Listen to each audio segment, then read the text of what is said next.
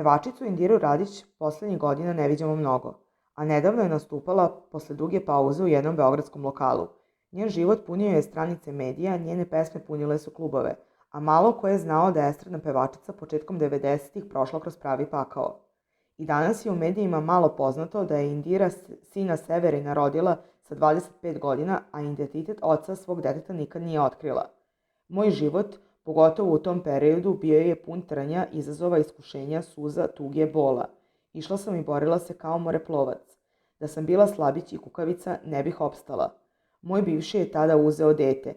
Tada sam htela da umrem. Kada je završeno suđenje i u Bosni i u Srbiji, sin je pripao meni.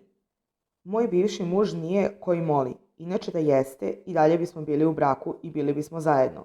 Pošto nas je sin povezao u periodu kada je on već postao odrastao čovek, kada je hteo da se oženi, onda smo se mi našli kao roditelji i tu sam naravno preko svega prešla.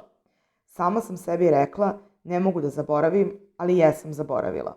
Najvažnije je da je moj sin veliki odgovorni muškarac koji brine o porodici. Jedan divan čovek i ponosna sam na njega. On ima divnu ženicu koja je došla iz Rusije i presrećena sam što mogu da kažem da sam dobila ćerku koju sam oduvek želela, ispričala Indira.